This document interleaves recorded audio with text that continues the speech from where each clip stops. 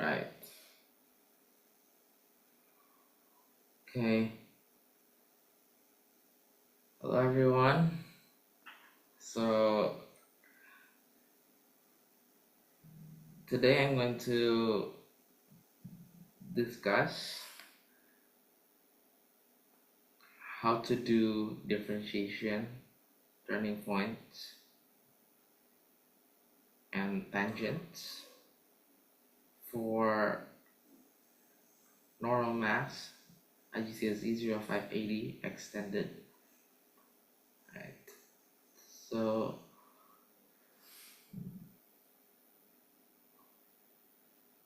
for extended maths,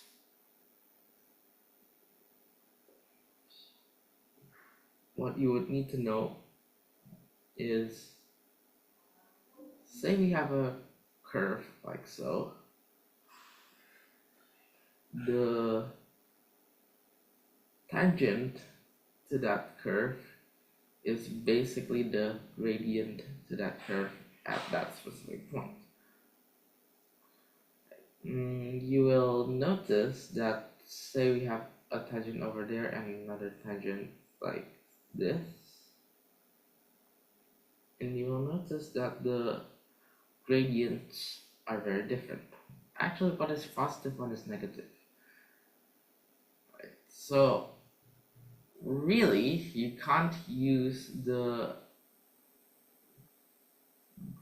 gradient formula for a straight line. Well, I think everyone knows this formula already. So basically the whole idea behind differentiation is that the gradient between 2 points on the curve, we call that a chord. Say something like this. The difference is that we want to make the distance between the 2 points of the intersection of the chord and the curve on this go to 0. And basically, the way that works is basically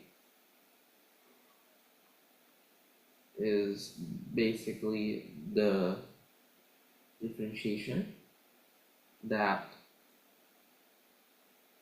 if we have a function f(x),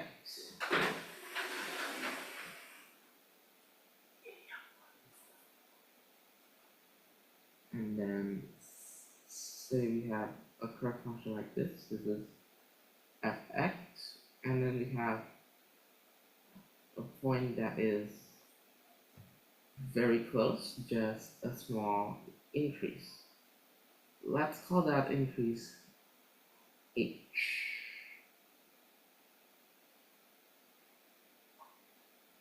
Then as h goes to 0, then the expression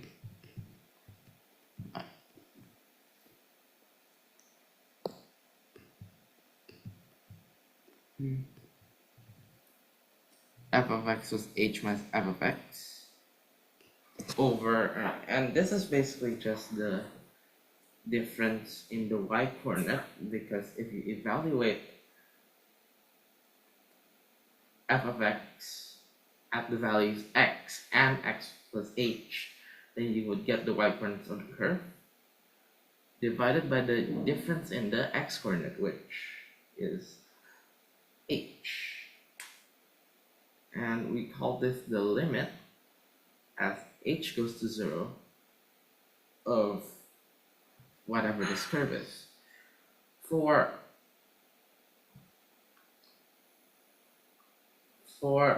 functions of the form x power n, that would evaluate to derivative being n times x power n minus 1. The proof for this is something that is more geared towards AdMath 0606. There is a technique to show how this works, but it is not part of the normal syllabus. In any case, you do not have to derive any derivatives using the limit definition. You just have to know this formula right here. We call this the power rule for differentiation. Right. So say we have x power 7, then the derivative is 7 times x power 6.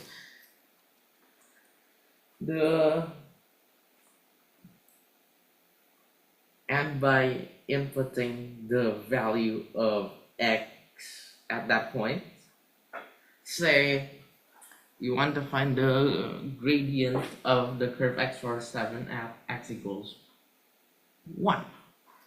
Then you just input x equals 1 into the derivative function, and then you will get that the gradient is 7. Right, so moving on, I'm now going to discuss how we can apply this to some point geometry problems. Right, I'm going to stop share for a bit, and I'm going to go find a little problem that I'm going to use for this one.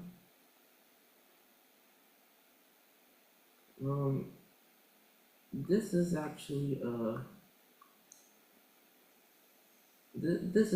a question of additional maths, but I think that this is something that we can actually use to discuss for normal maths in this case. So if I'm not mistaken, this would be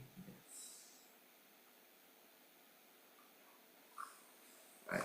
So this is adapted again from additional maths question, but this is something that could also appear in normal maths. In any case, so the idea of equations of a tangent line to a curve is you do the following steps. Number 1, you find in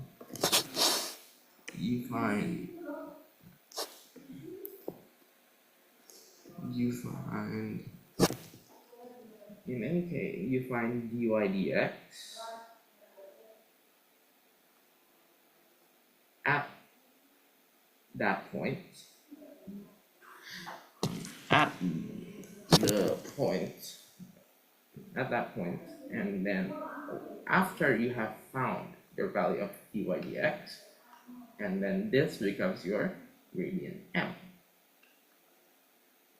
Well, they will often give you your x.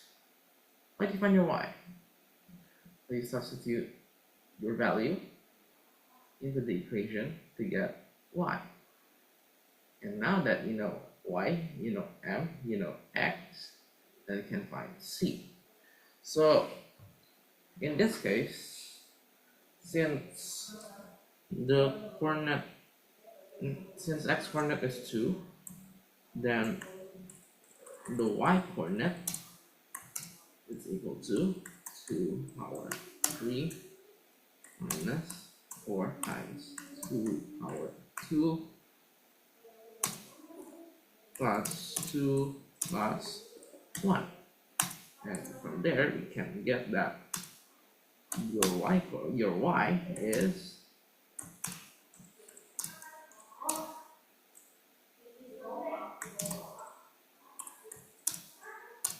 right, and that is your, and basically that's your y. 8 minus 16 plus 2 plus 1, which is minus 5. So we know that y is 5. Now we're going to continue with finding dy dx, which is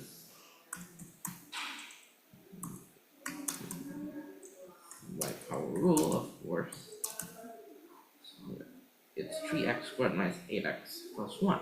Why 3x squared minus 8x plus 1? Because if you look, you bring the 3 down, this is minus 1, so you get 3x squared. Since, right, yes, and this one, this is a constant term. So basically the derivative of a constant term multiplied by a function in x is just that constant term multiplied by whatever the derivative this is, which is 2x. The constant term here is minus 4. So we get minus 8x.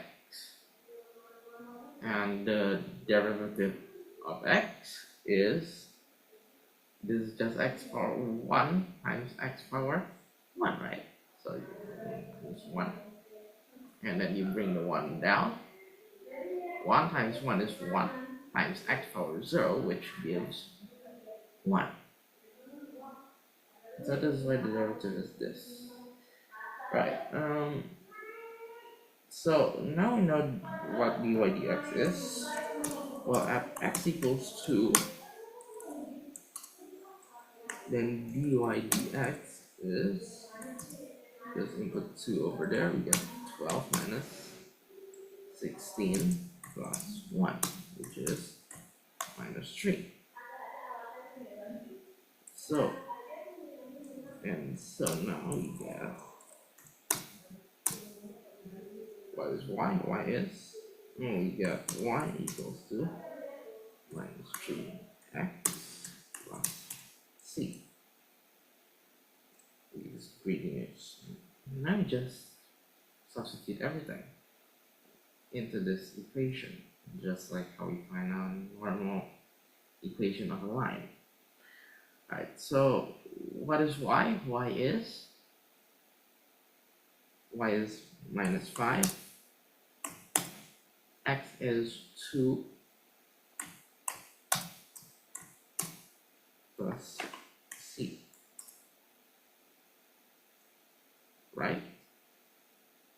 So at x equals 2, yes, so it's, so the dy dx is 12 minus 16 plus 1 is minus 3, right? And so now I just have to input everything and we'll get that c is 1. So the equation of tangent is minus 3x plus is, well, y equals minus 3x plus 1. Yes, and this is how you would find a equation of a tangent line to a curve.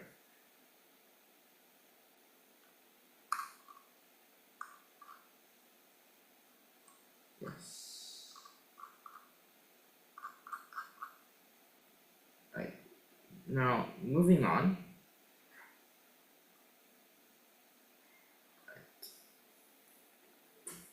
Right, well, we we will now use this idea of the derivatives to find the turning points, also called stationary points of a curve, right? So for a quadratic curve, right? Yeah. But I will begin actually by discussing the turning point of a quadratic curve. A quadratic curve has one turning point. It's the axis of symmetry. So it actually lies on the axis of symmetry of the curve.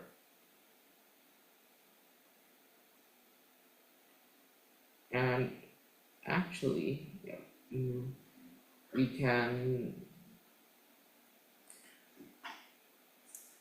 can find this by completing the square. But let's say this is 0, then x squared plus b over a x plus c over a, right? Yeah. And then and so now what? Well, this is simply just completing an exercise in completing the square minus 2x plus squared. This plus minus b squared over 4a.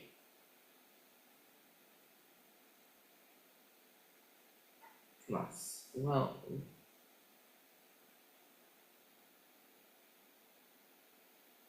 plus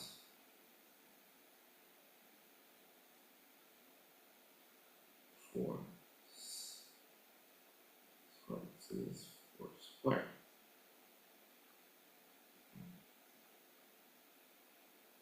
A squared, so plus, and then this is just simply c over a. The turning point, as you can see, by completing the square, you get that if this is y equal to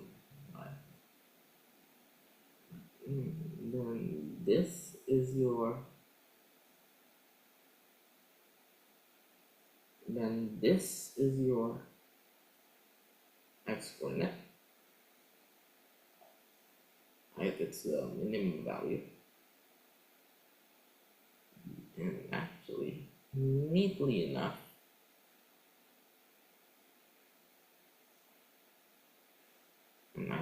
this is pretty neat because, well,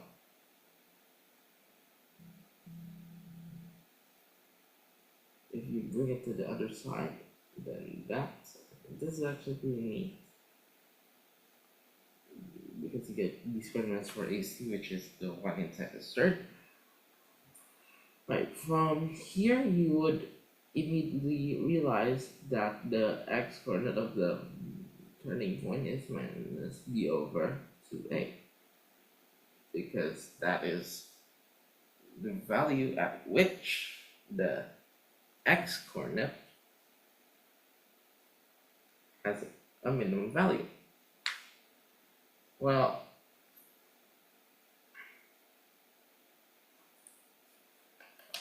for more advanced functions, however, say we have something like x plus 2x, for example. Well, we can't solve the turning points of this using completing the square, of course. And sorry folks, there's also no completing the cube. Right. Well, So how do we do this? Well, in a way, um,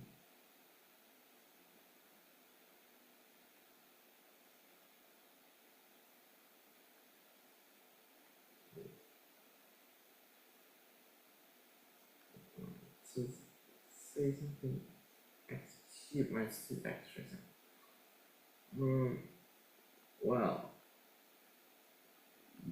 this is simply just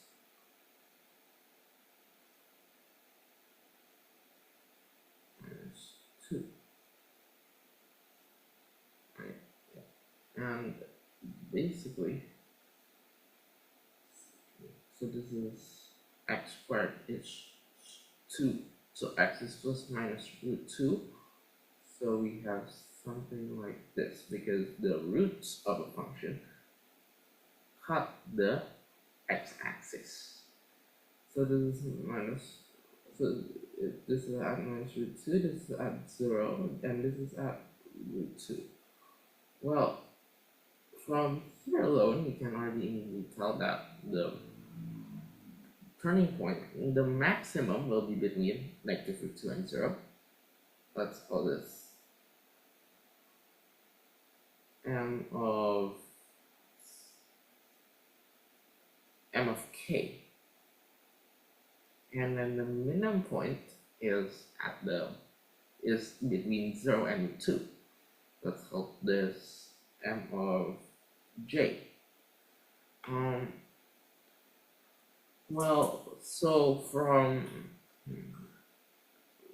by finding the roots by factorization, right? This is a very simple factorization, which I believe most of you know how to do.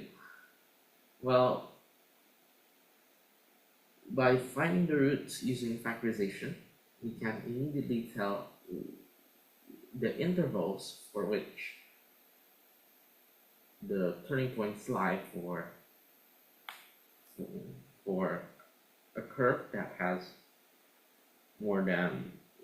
a leading power of more than 2.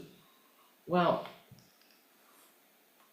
because if it's a power of 1, then it's a straight line, then there is no turning point. If it's power of 2, it's a quadratic, then there's exactly 1 turning point. Right. In this type of scenario, if you want to find the exact coordinates of the turning points, then the way we would do this, again, let's go back to x cubed minus 2x, and the way we could do this is by finding the derivative, right? Yep. Yes. And basically, this is something that you should know. Like, let's take a quadratic curve to make things a bit simpler. Well, if we have a quadratic curve like this, the tangent to the curve at the stationary point has a gradient of 0. And actually, this type of line has a general equation. Well, has a general equation y equals to k, where k is constant because the y coordinate never change. This is because these types of curves have the property that their stationary points have gradient 0. So really, we can just set the derivative to 0, and you will get that x squared is 2 over 3. So really,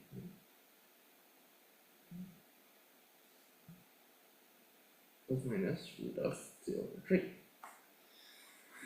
Right. Yeah. So, and you will also notice that when the gradient, when the derivative is greater than 0, that means the gradient of the tangent is positive, right? That means the function, that means the values of the function are increasing. And so we can call this an increasing function. Same goes the other way. If the gradient is negative, then it's a decreasing function. Right. At a stationary point, at a stationary point, the dy dx is 0. Well, you can. There are two ways to determine whether it's maximum or minimum. Well, of course you could sketch the curve. Like if this was a simple cubic curve like this, and you know the coordinate of one of the 2 points, then you will, from there you can obviously know how to whether one is a minimum, one is a maximum. Here's the thing. If the curve is something very complicated, let's say the curve goes like this, I know which one is the maximum, which one is the minimum. Well, it's very difficult to tell in those cases. And so actually, again, I'm going to go back to x cubed minus 2x. And so actually, we can find whether a turning point is a maximum or a minimum by not just finding dy dx, which again we've already found, but here we would want to differentiate one more time. And this way we can determine whether something is a maximum, something is a minimum, or what we call in mathematics, determine the nature of the turning point. Right. So this is how we write for something that has been differentiated twice. We call this the second derivative. And basically it's just power rule, but you do it twice. So the second derivative is 6x. Right. We know that the x coordinate of the turning points are plus minus root 2 over 3. Well,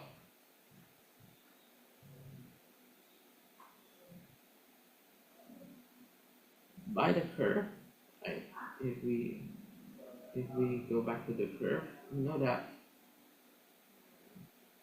that's 0, right? We know that if it's positive, then it's more than 0, so that is definitely a minimum. And if it's a negative, then it's a maximum. Well, notice, well, here's the thing, you can notice that if you input the positive value of root 2 over 3, multiply that by 6, that's greater than 0. Wait, that's a minimum, you say. Yes, that's right. So if the second derivative, right, so if the second derivative is greater than 0, we get a minimum point. Less than 0, and we get a maximum point.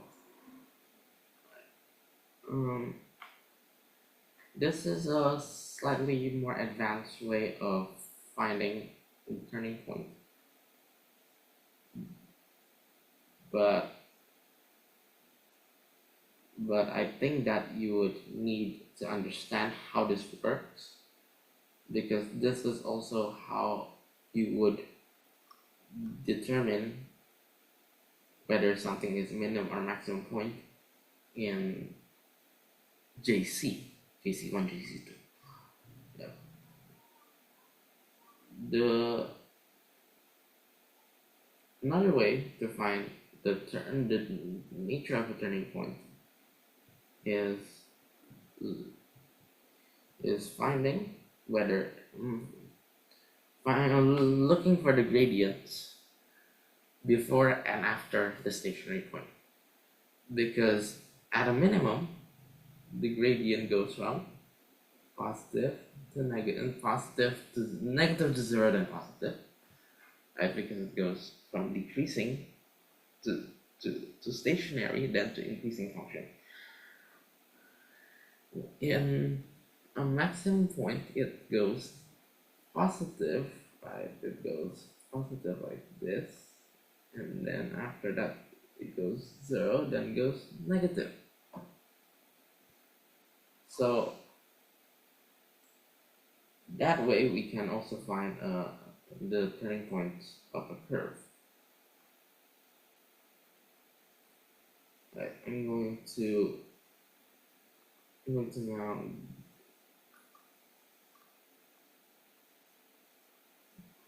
now open up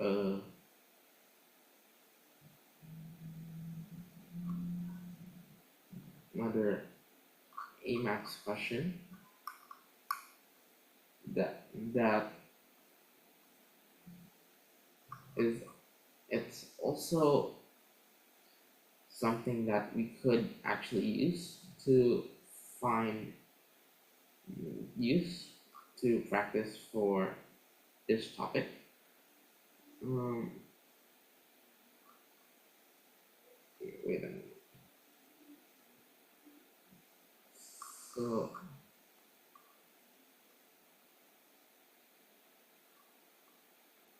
if I'm not mistaken,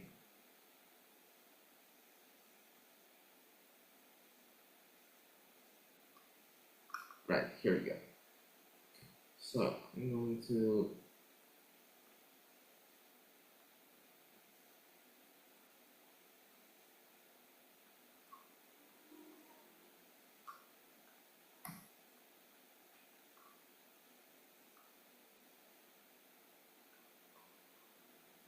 I'm going to discuss how we could find the stationary points, right, of a curve of this type. Right. This is a cubic curve.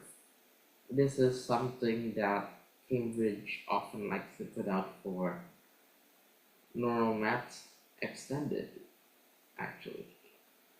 Well, by now you will probably have noticed that this is your UIDX. Well, this is you set it as it's the equation is a quadratic. Well, how do you solve this? Well, this is actually solvable by factorizing. First of course, you're going to divide both sides by 3, and then cross factor, right? The sum, the product must be minus 15 and this must be plus 2. So, and that would be if we have x plus 5 times x minus 3. At x equals 3, and y is at x equals 3, then y would be minus 75, because you input 3 into the value of x, and you can just do this using a calculator, and you'll get minus 75.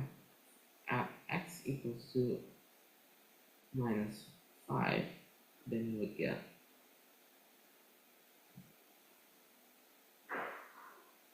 that. Then you would get that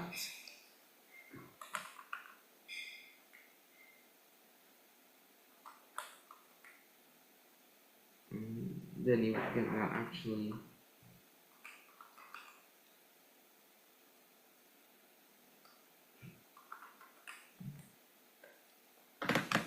at x equals minus 5, that if you substitute, that will be minus 125 plus 75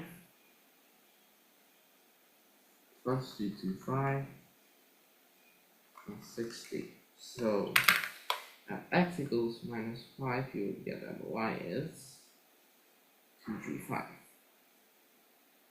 Now you would want to determine the nature. Again, the simplest way is to differentiate one more time, and you would get 2x plus 2. At minus 5, the second derivative is less than 0, so this is a maximum. And at x equals 3, it's greater than 0, so this is a minimum.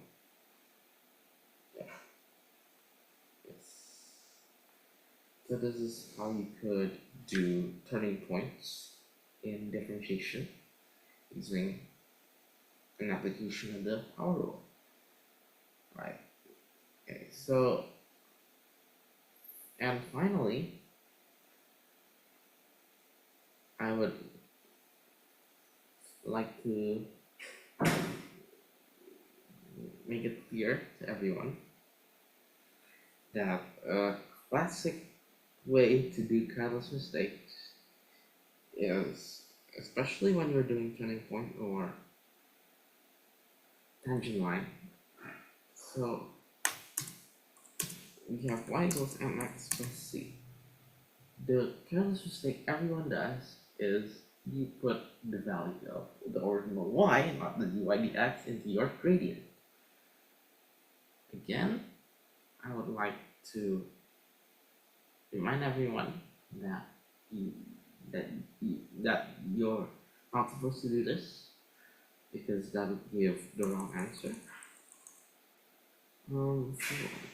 And well, that's probably it. Hope that this explanation on differentiation will help everyone for their paper 2 on Friday. Thanks a lot.